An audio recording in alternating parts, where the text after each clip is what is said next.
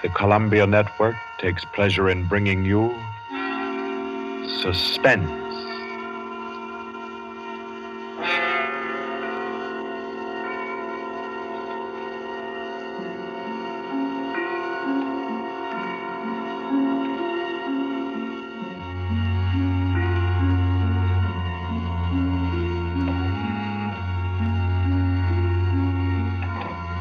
Suspense. Columbia's parade of outstanding thrillers, produced by William Spear and scored by Bernard Herrmann. Notable melodramas from stage and screen, fiction and radio, presented each week to bring you to the edge of your chair, to keep you in suspense.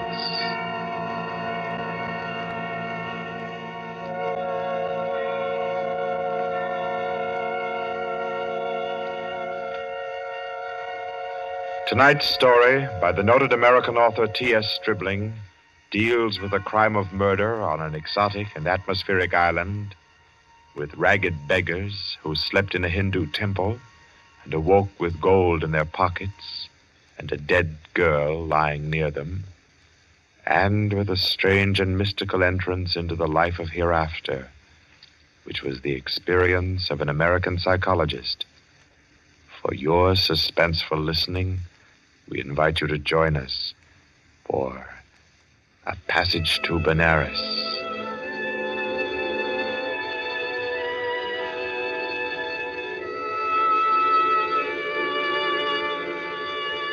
In Porto, Spain, in Trinidad, at 5:30 in the morning, Mr. Henry Poggioli, an American psychologist, stirred uneasily, became conscious of a splitting headache, opened his eyes in bewilderment, and then, with a shock, saw where he was.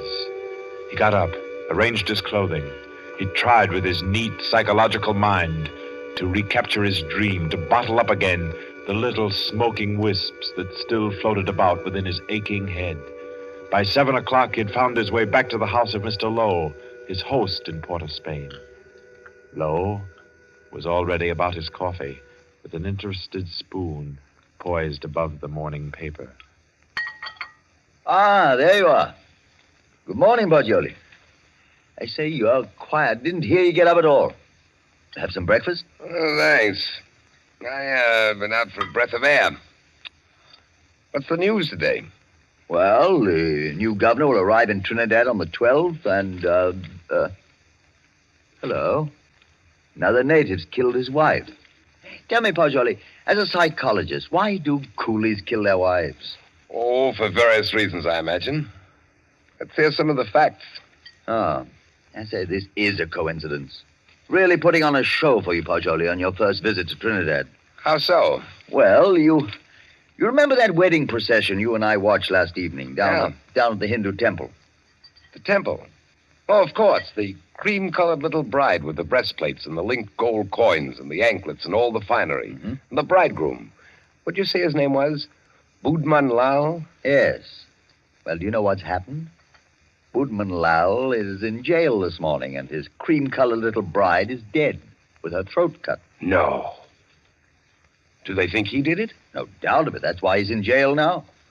He always seemed like a sensible fellow, too. One of our best patrons. Which only proves my contention, Poggioli. A bridegroom of only 6 or 8 hours killing his wife without any reason at all. Oh, there's usually some reason for murder. Maybe. But I say, oh boy, you're missing the point completely. How?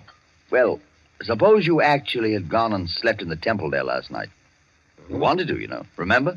And I said, no white man ever stays all night in a coolie temple. You remember? Yes, I remember. You said it simply isn't done. Well, if you had, Poggioli, I say, that would have been a pretty kettle, wouldn't it? Yes. Yes. Well, I'm afraid I'll be mixed up in this. Both Mr. Lal and his uncle Hiradas are clients of mine. Old Hiradas has upwards of $5 million in my bank. Hiradas? Didn't you tell me he built that temple where the murder took place? Yes. It's what the Hindus call a temple and rest house. Hiradas gives rice and tea to any traveler who comes in for the night. It's an Indian custom to help mendicant pilgrims. A rich Indian will build a temple and rest house just as you Americans erect libraries. Ah.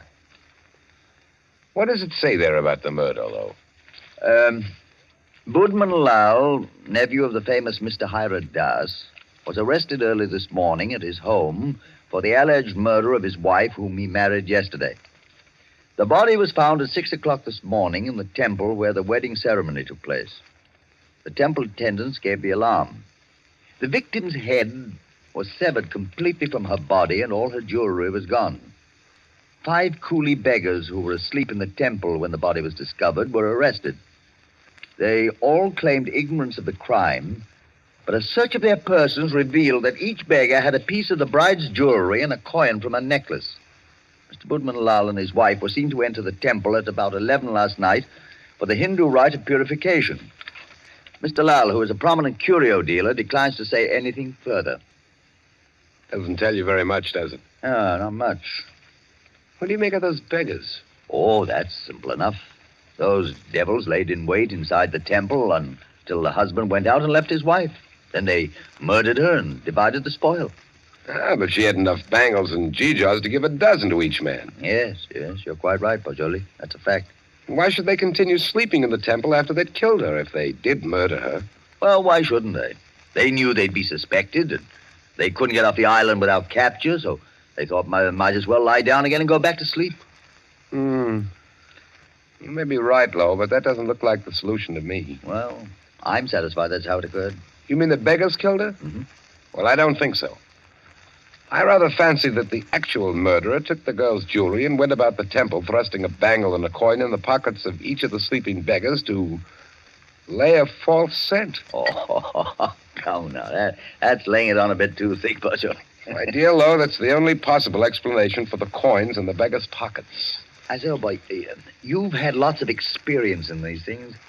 Come along with me, and we'll go up and see Mr. Hira Das and see if we can't help his nephew. I'll be glad to. But we'll go to the temple first. Then we'll call on Mr. Hira Das.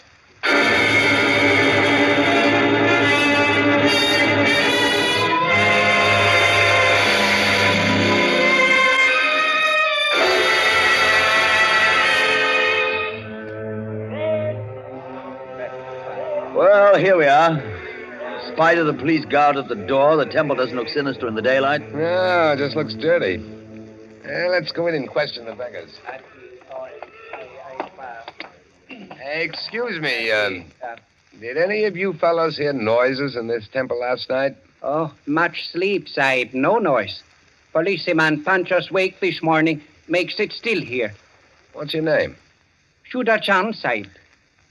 When did you go to sleep last night? When I ate rice and tea, Sahib. Mm-hmm. Do you remember seeing Budman Lal and his wife enter this building last night? Yes, remember, Sahib. Did you see them go out? No, Sahib. No one remember go out. You were all asleep then, huh? All asleep, Sahib.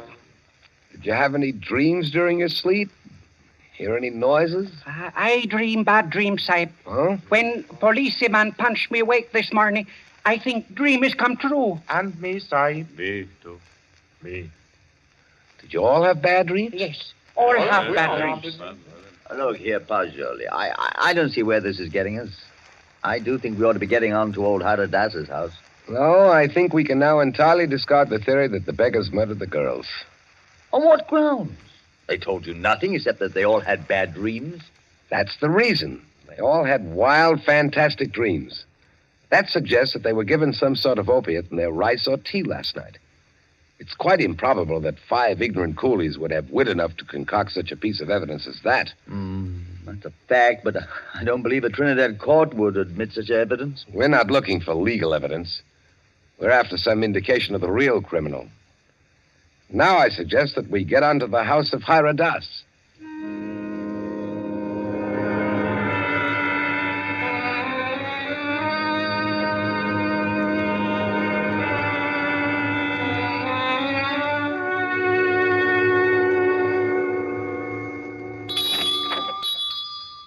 Please come in, gentlemen. I've been expecting you.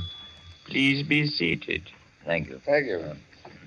A most mysterious murder, and the life of my poor nephew will depend upon your exertions, gentlemen. Tell me, what do you think of the beggars that were found in the temple with the bangles and coins? Well, I'm afraid my judgment of the beggars will disappoint you, Mr. Hyradas. Huh? My theory is that they're innocent of the crime. Really? Why do you say that? Because they told me of dreams they had. And all their dreams were very nearly identical. You are not English, sir. No Englishman would have thought of that. No, I'm American with a backlash sprinkling of Italian. My name's Paggioli. What is your profession, Mr. Paggioli? You are a detective. No, Mr. Das. I'm a psychologist. Ah, your soul is at least groping after knowledge. However, it gropes as a blind worm, Mr. Paggioli, and we must find the criminal who committed this crime, and thus restore my nephew Boodman Lal to liberty. You can imagine what a blow this has been to me after I arranged this marriage for my nephew. You did arranged a marriage for a nephew who was in his 30s? Yes, Mr. Paggioli. I wanted him to avoid the pitfalls into which I fell. Ah. He was unmarried, and he'd already begun to add dollars to dollars. I did the same thing. And now, look at me. An empty old man in a foreign land. What good is this house where men of my own kind can't come and sit with me, and when I have no grandchildren to romp and play? No. I've piled up dollars and pounds. I've eaten the world, Mr. Paggioli, and found it bitter. Now here I am, an outcast. Then why don't you go back to India, Mr. Hyradas? Why, Mr. Paggioli, my mind is half English. If I should return to Benares, I'd walk about thinking what the temples cost. How much was the value of the stone set in the eye of Krishna's image? If I would ever be one with my own people again, Mr. Paggioli, I must leave this Western mind and body here in Trinidad. That's very interesting and moving, but we were discussing your nephew, Boodman Lal. Wait. In searching for the criminal, I would suggest you look for a moneyed man. Let me tell you my suspicions, and you can work out the details. What are they? I went out of the temple this morning to have the body of my poor murdered niece brought here to my villa for burial. I talked to the 5 beggars, and they told me there was a 6th sleeper in the temple last night. Was there indeed? Yes, Mr. Lowe, a white man.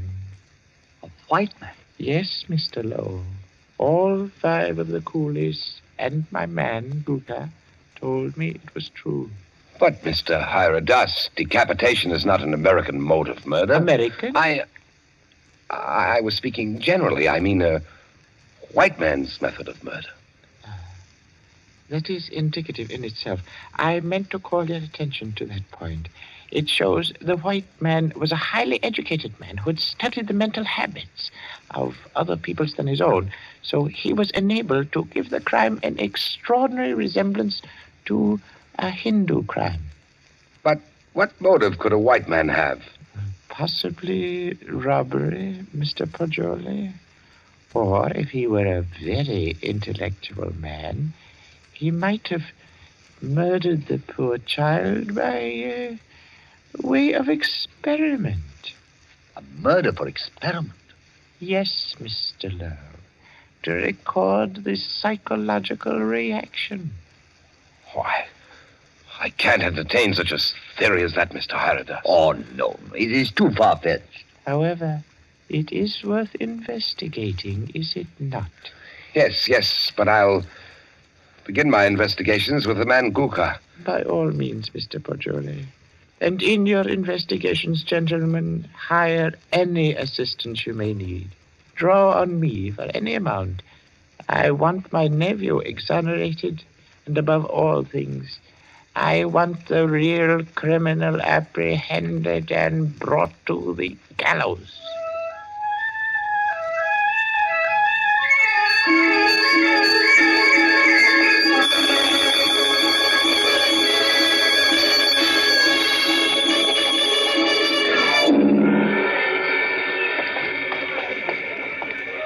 What do you think of that, Pajoli? White man in that temple. Sounds like pure fiction to me, to shield Boban Lal. You know, these fellows hang together like thieves. Say, it's a jolly good thing we didn't decide to sleep in the temple last night, isn't it? You know, in my opinion, Lo, the actual criminal is Budman Lal. Same here. I've thought so ever since I first saw the account in the paper. Somehow these fellows will chop their wives to pieces for no reason at all. Lo, what do you know about Budman Lal? Well, he was born here and has always been a figure because of his rich uncle. Lived here all his life? Except when he was in Oxford for 6 years. Oh, he's an Oxford man, huh? Yes. There you are. That's the trouble. I don't understand. What do you mean, Pajoli? Well, no doubt he fell in love with some English girl, but when old Hira Das chose a Hindu child for his wife, Budman couldn't refuse marriage. No man's going to quarrel with a $5 million legacy. And then he chose this ghastly method of getting rid of the child bride. I dare say you're right. I feel sure Boban Lal killed the girl. George, I'm getting tired of walking. There's a cab. Let's hop it and ride the rest of the way. Hi, cabby! A cab! I say, Well, aren't you coming? You know, I don't feel that I can conscientiously continue this investigation, trying to clear a person whom I have every reason to believe guilty. But, man, don't leave me like this. At least come as far as police headquarters with me and explain your theory about Guka, the temple keeper, and the rice. Well, I thought I'd go back to your cottage and pack my things. Pack your things? Oh, your boat doesn't sail until Friday. Yes, I know, but there's a daily service to Curacao. It struck me to go there. Oh, now, come. You can't run off like that just when I've stirred up an interesting murder mystery for you to unravel. Why, Pajoli, you ought to appreciate my efforts as a host more than that. Well, all right, then. To the police station. Yes, sir.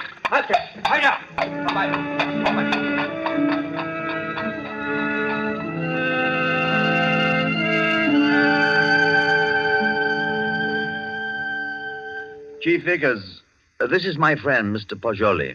Mr. Pajoli, Mr. Vickers is chief of Trinidad's police force. How do you do? How do you do? Chief Vickers, I've asked Mr. Pajoli's counsel in the Budman Lal murder case. He's already developed a theory as to who is the actual murderer of Mrs. Budman Lal. So have I. Now, in this matter, Chief Vickers, I want to be perfectly frank with you. I'll admit we're in this case in the employ of Mr. Hiradas and are making an effort to clear his nephew, Budman Lal. We felt confident you'd use the skill of the police department of Port of Spain to work out a theory clearing Budman Lal just as readily as you would to convict him. Our department usually devotes its time to conviction and not to clearing criminals. Yes, I know that, but if our theory will point out the actual murderer... What is your theory? Mr. Pajoli's deduction is based on the dreams of the men who were found in the temple. So Mr. Pajoli's deduction is based on dreams. It would be a remarkable coincidence, Mr. Vickers, if 5 men had lurid dreams simultaneously without some physical cause. It suggests strongly that their tea or rice was doped. Now, if you find out what soporific was used, then have your men search the sales record of the drugstores in the city to see who has lately bought such a drug. You will find the murderer. Uh-huh. How do you like Trinidad, Mr. Pajoli? I'd like it very much indeed. You've just arrived, haven't you? Yes. In what university do you teach back in the States? Ohio State. A chair of criminal psychology in an ordinary state university? I'm not a professor. I'm simply a docent, and I haven't specialized on criminal psychology. I quiz on general psychology. You're not teaching now? No, this is my sabbatical year. You look young to have taught in the university 6 years, but then you Americans start young in your land of specialists. Now, Mr. Pajoli, I suppose you're wrapped up heart and soul in your psychology. I am. You'd do anything in the world to advance yourself in the science. I rather think so. Especially keen on original research work. That's what he is, Chief Vickers. Do you know what he asked me to do yesterday afternoon? No, what, Mr. Lowe? Oh, I don't think we ought to burden Mr. Vickers with our household anecdotes. Oh, but I'm really curious. Just what did Mr. Pajoli ask you to do yesterday afternoon, Mr. Lowe? Oh, well, really nothing at all. It was just a little psychological experiment he wanted to do. And did he do it? Oh, no. I wouldn't hear of it. Oh, as unconventional as that? Oh, it was really nothing at all. I think I could guess your anecdote if I tried, gentlemen. About a half an hour ago, I received a telephone message from my man stationed at the temple to keep a lookout for you and Mr. Pajoli. Look out for us. Yes, because one of the coolies under arrest told him that Mr. Paggioli slept in the temple last night. Oh, but that's not true. That's exactly what he didn't do. He suggested it to me, but I said no. You remember, Paggioli, you didn't do it. Did you, Paggioli? Did you? You see, he did.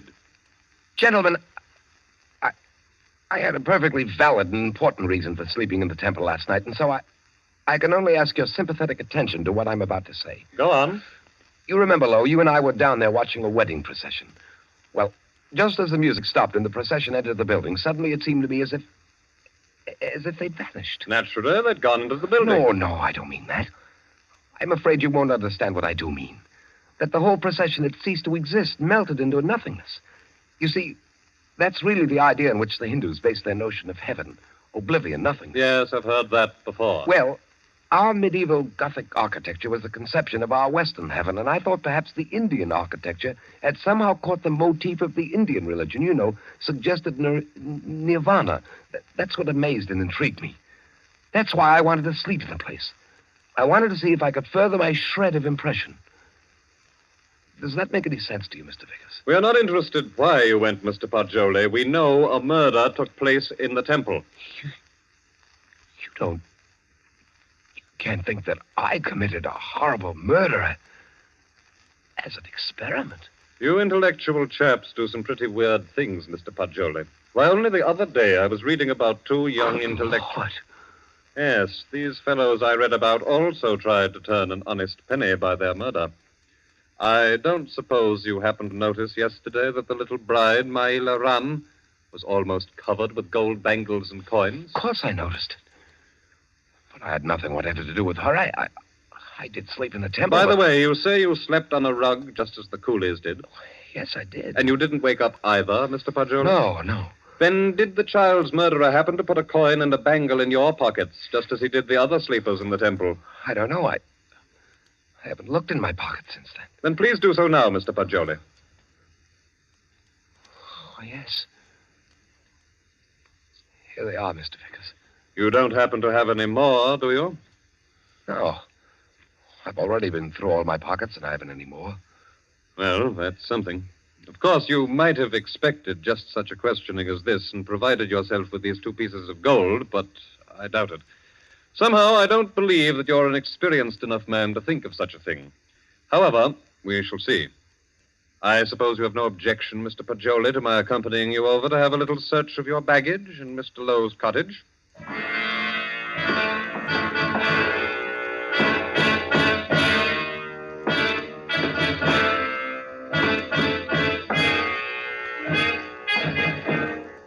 Now then, Mr. Paggioli, be so kind as to open your trunk.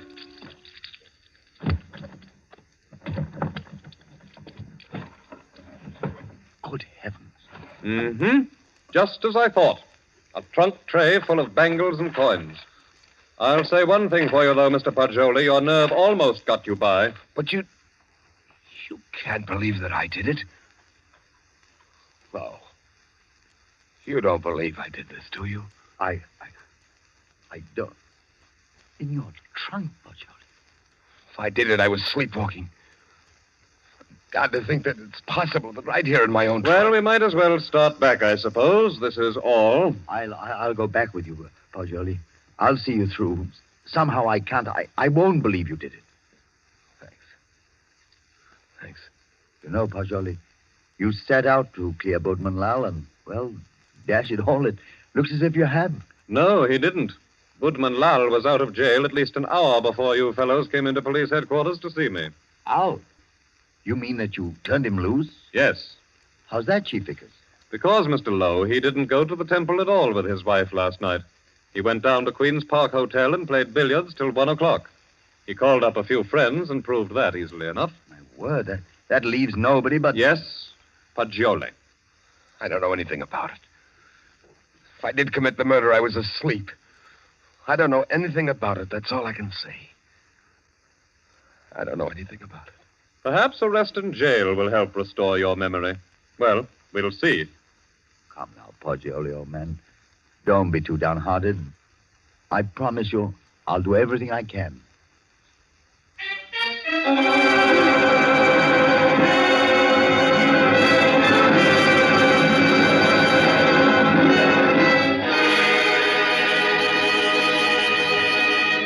In the case against Henry Poggioli, having been duly tried by a jury of your peers who have been found guilty and by the powers invested in me, I herewith sentence you to be hanged by the neck until you are dead.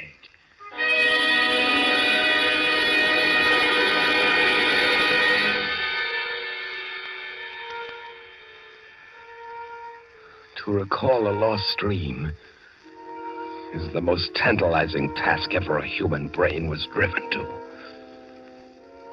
But if I lie still long enough on this bunk, perhaps I can recapture the dream I had in the temple last night.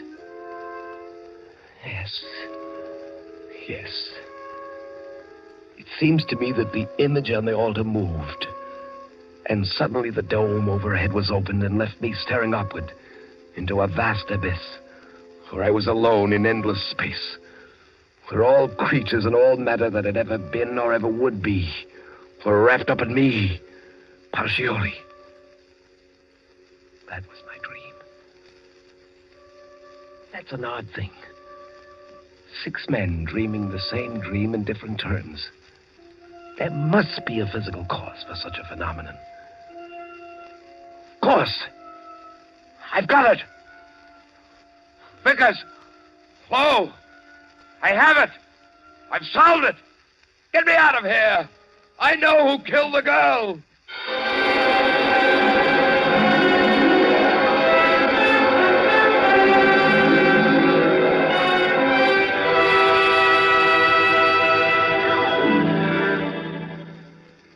What is it, my friend?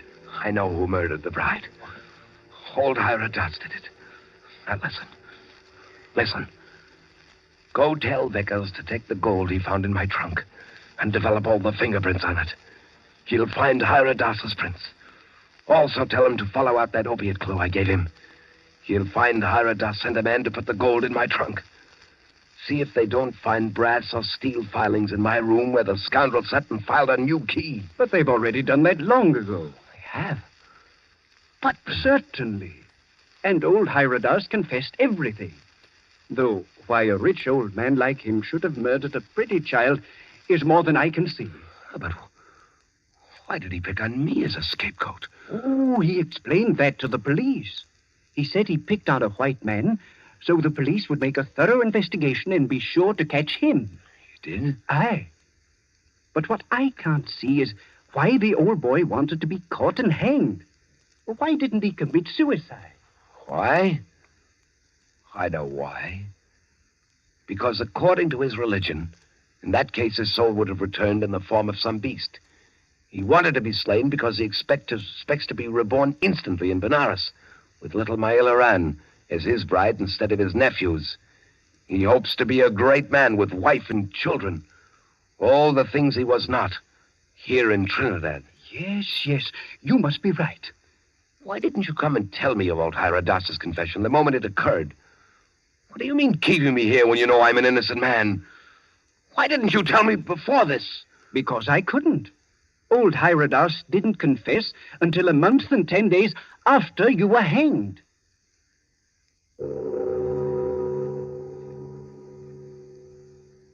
So ends A Passage to Benares, T.S. Stribling's tale of mysterious death and death mysterious. This was tonight's story of Suspense. Suspense is produced by William Spear. John Dietz was our guest director this evening. Tonight's radio drama was written by Carol Case and scored by Bernard Herrmann. Paul Stewart was Poggioli, Barry Kroger was Mr. Hyrodas, and Horace Brem played Mr. Lowe. Others in the cast were Alan Hewitt and Guy Rep. Next week at this time, Columbia will bring you another selected story from the world's great literature of thrills, another study in suspense. This is Barry Kroger, and this is the Columbia Broadcasting System.